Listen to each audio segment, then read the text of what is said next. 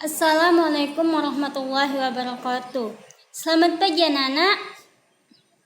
Baik, di sini kalau ibu bilang selamat pagi, jawabannya harus pagi, biar kita semakin semangat ya. Nih, masih pagi loh. Jadi ibu bilang pagi, selamat pagi anak-anak. Kalian harus jawab pagi. Oke? Selamat pagi anak-anak. Pagi. Baiklah, sebelum kita memulai pelajaran kita pada hari ini, alangkah baiknya kita berdoa terlebih dahulu ya. Bismillahirrahmanirrahim. Alhamdulillahi rabbil alamin. Ar-Rahmanir-Rahim. Maliki yaumiddin. Iyyaka na'budu wa iyyaka nasta'in.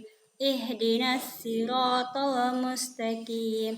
Siratal ladzina an'amta 'alaihim ghairil maghdubi 'alaihim waladdallin. Amin.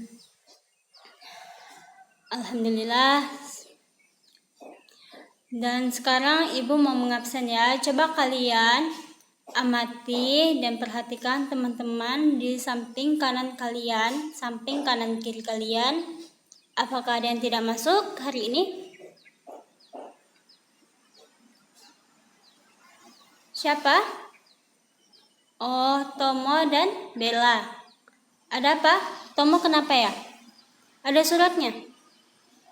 Oh iya, sini. Oh, jadi Tomo sakit ya. Kalau si Bella kenapa? Tidak masuk. Oh, oke. Ada yang lihat Bella kemana? Yaudah, nggak apa-apa. Berarti di sini. Nah, apakah kalian masih ingat pelajaran kita minggu lalu? Apa? Ayo, siapa yang tahu? Siapa? Nah, baik. Tentang Pancasila. Nah, di sini ada yang belum hafal Pancasila? Nah, siapa yang kemarin yang belum hafal Pancasila? Ayo, ngaku ya. Riki ya? Oke, coba Riki ulang. Pancasilanya sudah hafal? Coba. Ibu mau dengar ya. Coba Riki tegak. Terus menyampaikan Pancasila ya. Menyebutkan Pancasila.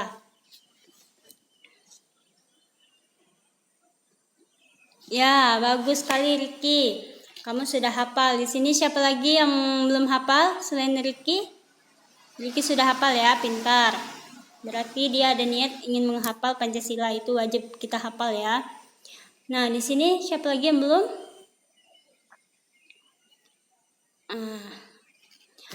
Baiklah, coba kita mengulas pelajaran minggu lalu ya. Minggu lalu ibu sudah meminta kalian untuk menghafal Pancasila. Bagi yang belum menghafal, ya hafal disuruh sebutkan ya. Kita sebutkan Pancasila. Pertama, sila pertama yaitu kita sebut sama-sama ya. Pancasila. 1. Ketuhanan yang Maha Esa. 2. Kemanusiaan yang adil dan beradab. 3. Persatuan Indonesia. 4. Kerakyatan yang dipimpin oleh hikmat kebijaksanaan dalam pemusyawaratan perwakilan. 5. Keadilan sosial bagi seluruh rakyat Indonesia. Baiklah, di sini Ibu pernah menyampaikan tentang nilai-nilai Pancasila, apa aja itu ya. Dari sila pertama, masih ingat? Apa makna dari Pancasila pertama? Nah, sila pertama ini, ayo Tomo. Kita sebut ya.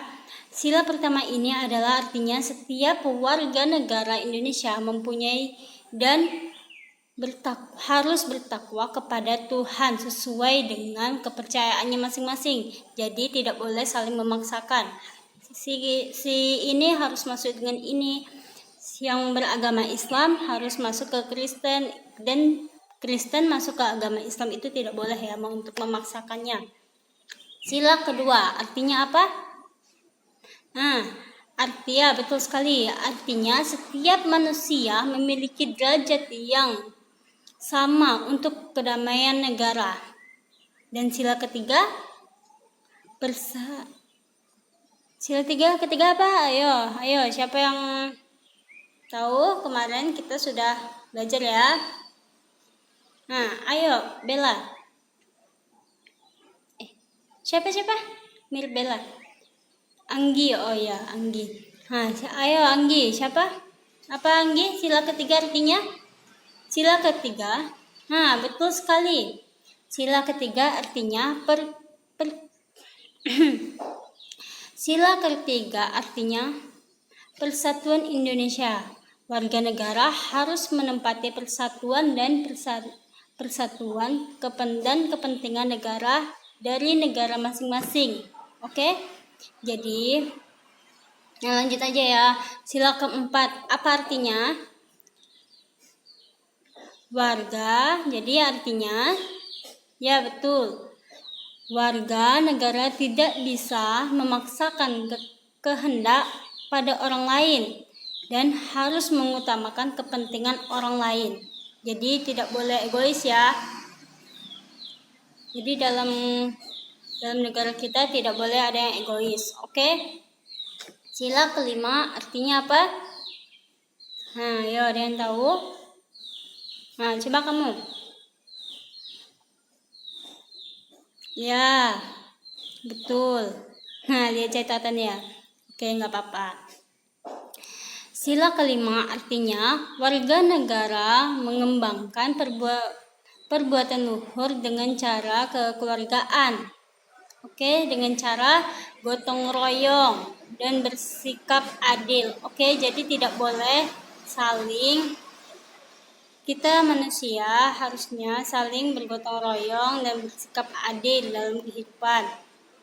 Jadi tidak baik untuk kita memecah belah ya. Nah, selanjutnya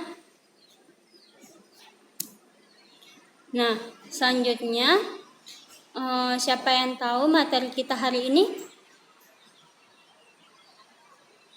Nah, materi kita hari ini adalah, ayo, ada yang tahu? Kemarin Ibu sudah meminta ya kalian untuk membaca materi selanjutnya.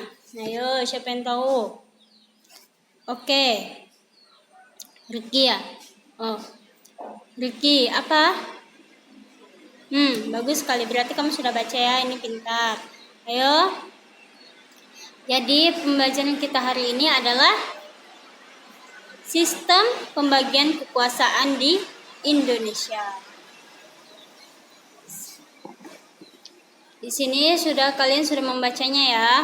Baik, Ibu jelaskan kembali sistem pembagian kekuasaan di Indonesia ya. Nah, apa itu pembagian kekuasaan di Indonesia? Apa? Ada yang tahu? Nah, di sini Ibu jelaskan. Pembagian kekuasaan adalah salah satu konsep pengelolaan pemerintah. Pembagian kekuasaan ini terbagi menjadi 3. Ayo, siapa yang tahu? Yang pertama yaitu legislatif. Yang kedua adalah eksekutif. Dan yang ketiga apa? Ya betul, yudikatif. Oke. Pembagian kekuasaan ini merupakan upaya mencegah terjadinya pemusuhan kekuasaan pada satu orang atau lembaga tertentu. Adanya pembagian kekuasaan dengan tetap ada koordinasi antara bagian, maka terjadi kontrol dan keseimbangan di antara lembaga pemegang kekuasaan. Nah, dalam pengelolaan sistem pemerintahan selain pembagian kekuasaan dikenal juga istilah dengan pemisahan kekuasaan. Pemisahan kekuasaan berarti kekuasaan negara itu terpisah-pisah dalam beberapa bagian, baik mengenai orang maupun fungsinya. Dengan kata lain, lembaga pemegang kekuasaan negara yang meliputi lembaga legislatif, eksekutif, dan yudikatif merupakan lembaga yang terpisah satu sama lainnya, berdiri sendiri tanpa memerlukan koordinasi dan kerjasama, dan tiap pembagian menjalankan fungsinya masing-masing. Mekanisme pembagian kekuasaan di Indonesia diatur sepenuhnya di dalam Undang-Undang Dasar 1945. Penerapan pembagian kekuasaan terdiri dari pembagian kekuasaan secara horizontal dan vertikal. Nah, di halaman 53, coba kalian baca dan pahami ya dari pembagian kekuasaan secara horizontal dan vertikal. Yang ya silahkan kalian baca dulu halaman 53. Nanti Ibu jelaskan lagi ya. Ayo dimulai ya.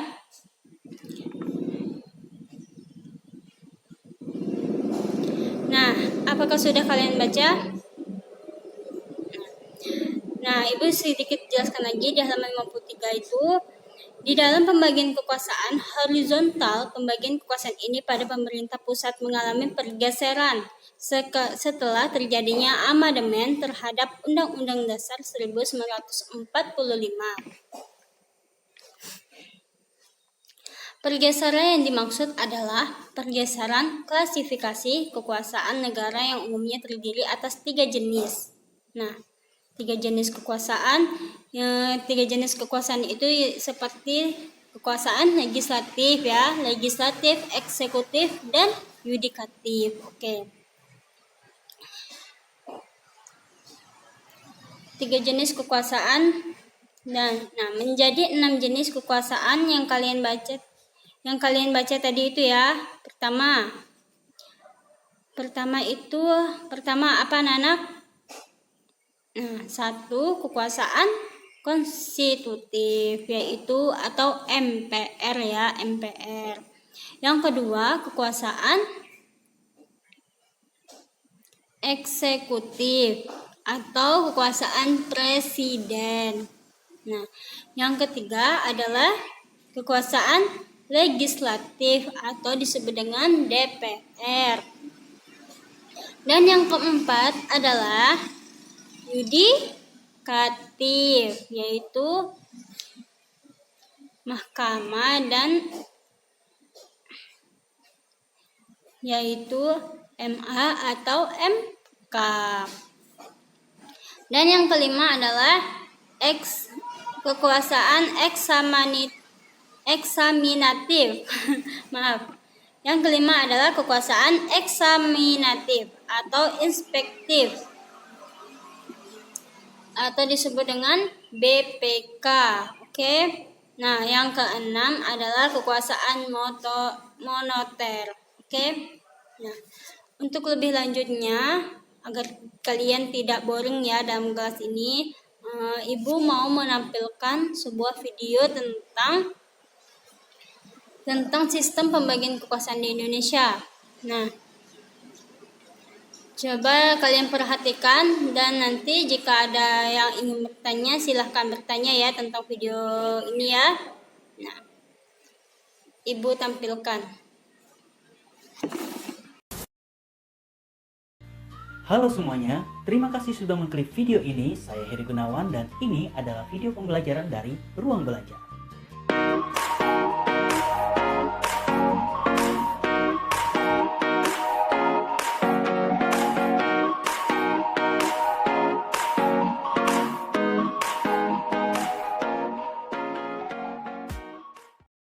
Di video kali ini kita akan belajar mengenai materi nilai-nilai Pancasila dalam praktek penyelenggaraan pemerintahan negara, yaitu tentang sistem pembagian kekuasaan negara Republik Indonesia. Bagian yang pertama, macam-macam kekuasaan negara.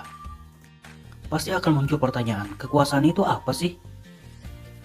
Nah, secara sederhana, arti kekuasaan dapat diartikan sebagai kemampuan seseorang untuk mempengaruhi orang lain supaya melakukan tindakan-tindakan yang dikehendaki atau diperintahnya. Pertanyaan selanjutnya, apa saja kekuasaan negara itu? Mari kita lihat teori dari para ahli. Yang pertama yaitu John Locke.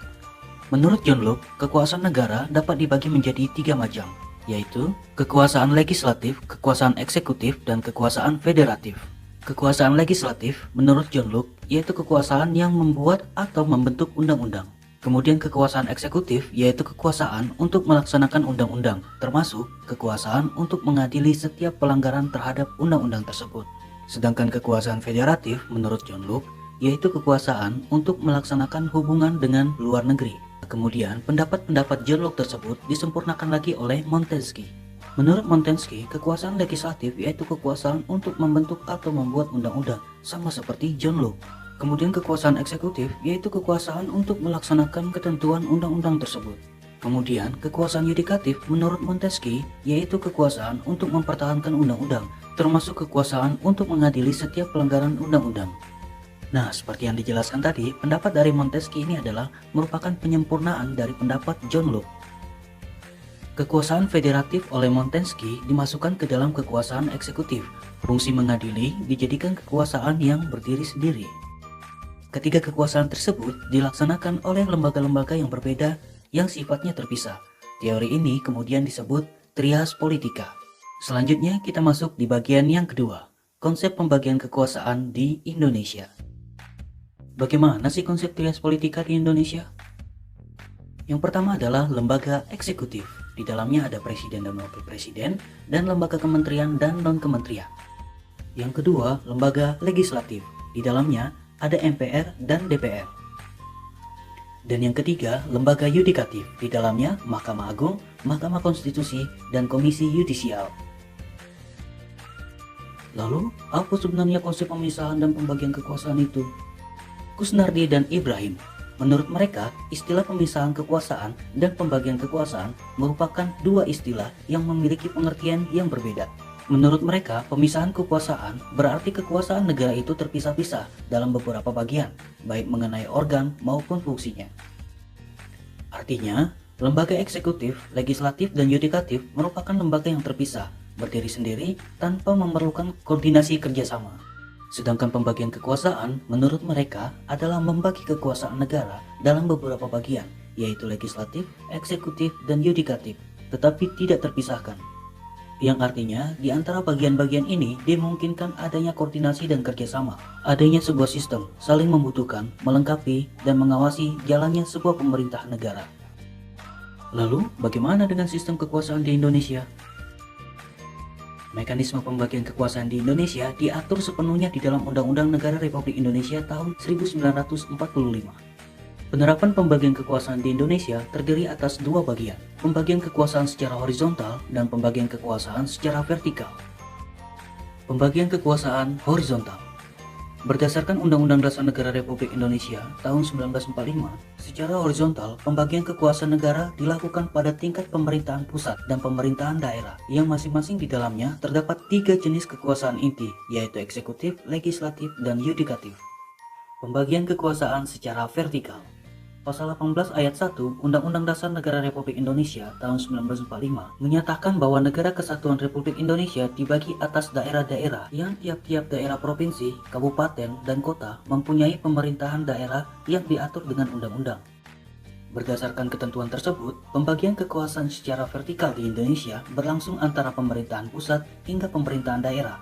Kemudian pasal 18 ayat 5 Undang-Undang Dasar Negara Republik Indonesia tahun 1945 menyatakan, pemerintah daerah menjalankan otonomi daerah seluas-luasnya, kecuali urusan pemerintahan yang oleh undang-undang ditentukan sebagai urusan pemerintahan pusat. Dengan asas tersebut, pemerintah pusat menyerahkan wewenang pemerintahan kepada pemerintah daerah otonomi untuk mengurus dan mengatur sendiri urusan pemerintahan di daerahnya, kecuali urusan atau kewenangan yang berkaitan dengan politik luar negeri, pertahanan, keamanan, justisi, agama, moneter, dan fiskal.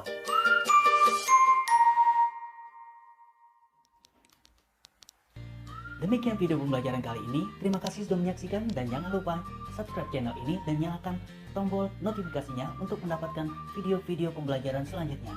Sampai jumpa.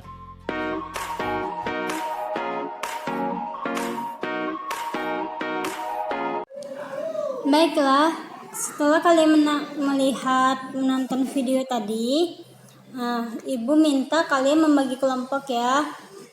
Di sini ada berapa murid? Berapa orang ya? Oh, 25. Baik. Di sini Ibu akan membuat 5 kelompok, yaitu kelompok 1 di situ, kelompok 2 di situ, kelompok 3 di situ, kelompok 4 di situ, kelompok 5 di situ. Nah, nanti di dalam kelompok Ibu harap kalian bisa berdiskusi, jadi satu kelompok 5 orang, oke? Menurut absen ya, kalian masih ingat nomor absen kalian? Bagus kalau ingat. Silakan duduk di kelompoknya masing-masing. Oke, di situ kalian di dalam kelompok kalian harus berdiskusi tentang sistem pembagian